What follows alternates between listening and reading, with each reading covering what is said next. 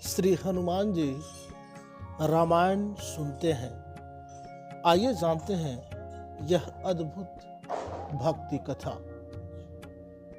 नमस्कार, मैं हूं डॉक्टर श्रीपति त्रिपाठी। एक समय अयोध्या के संत श्री रामायण कथा सुना रहे थे। रोज 1 घंटा प्रवचन करते, बहुत सारे लोग आते और आनंद विभोर होकर जाते। साधु महाराज का नियम था, रोज कथा शुरू करने से पहले आइए हनुमंत जी विराजिए कहकर हनुमान जी का आवाहन करते थे।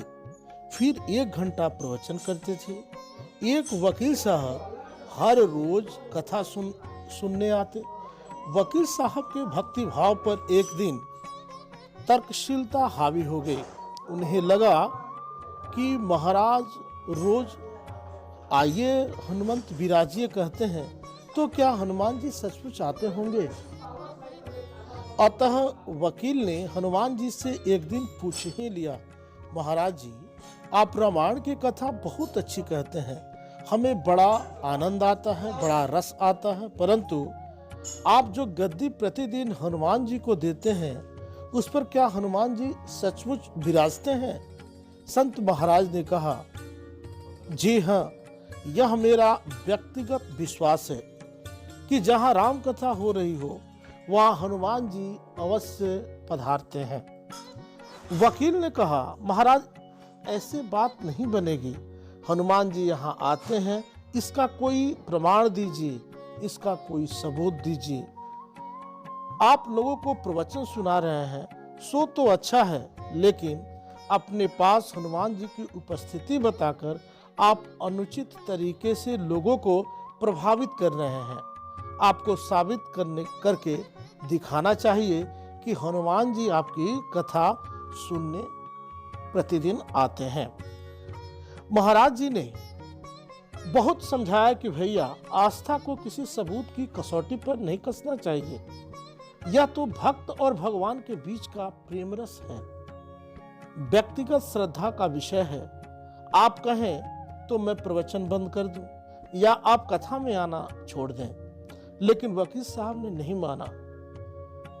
वकील साहब कहते रहे कि आप कई दिनों से दावा करते आ रहे हैं, यह बात अन्य स्थानों पर भी कहते होंगे, इसलिए महाराज आपसे करबद्ध और अनुनय आग्रह है कि आपको तो साबित करना होगा कि हनुमान जी कथा सुनने आते हैं।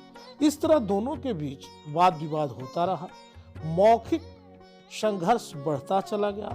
हार कर संत जी ने कहा, हनुमान जी हैं या नहीं, उसका सबूत जो है मैं कल दिलाऊंगा।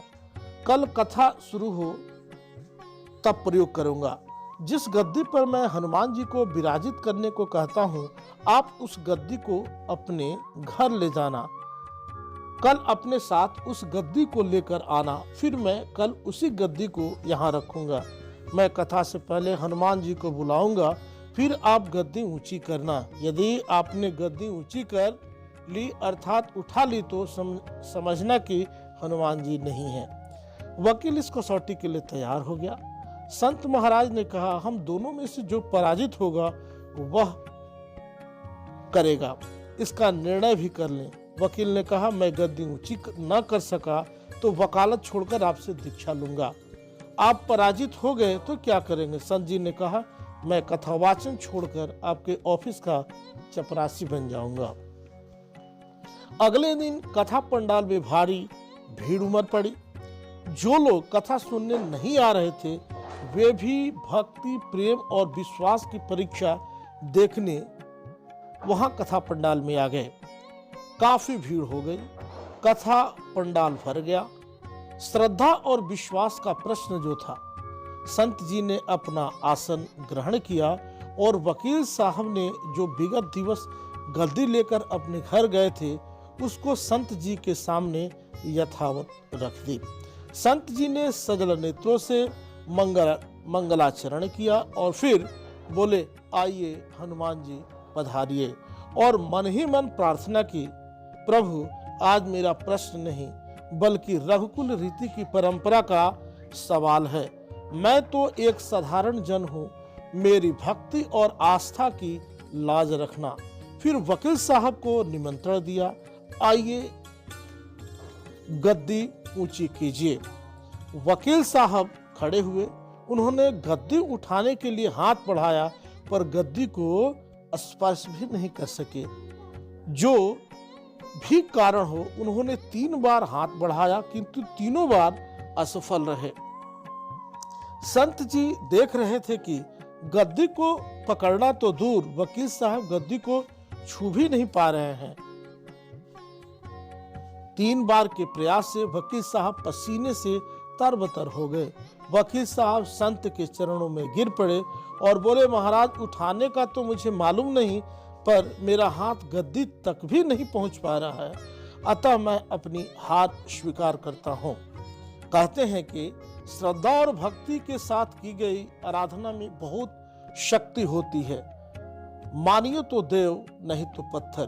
प्रभु की मूर्ति तो पाषाण की होती है, लेकिन भक्त के भाव से उसमें प्राण प्रतिष्ठित होती है और प्रभु विराजते हैं। तुलसीदास जी कहते हैं, साधु चरित शुभ चरित कसासु नीरस विशद गुणमय फल जासु। साधु का स्वभाव कपास जैसा होना चाहिए, जो दूसरों के अवगुण को ढककर ज्ञान का अलख जगाए। जो ऐसा भाव प्राप्त कर ले, वही साधु है। श्रद्धा और विश्वास मन को शक्ति देते हैं। संसार में बहुत कुछ ऐसा है जो हमारी तर्क शक्ति से, बुद्धि की सीमा से परे है। उम्मीद है आपको यह वीडियो पसंद आया होगा। मिलते हैं ऐसे ही समसामयिक और ज्ञानवर्धक वीडियो के साथ। तब तक के लिए दीजिए इजाजत। नमस्कार। जय श्री कृष्णा। वंदे मातरम। ओम हं हनुमते नमः।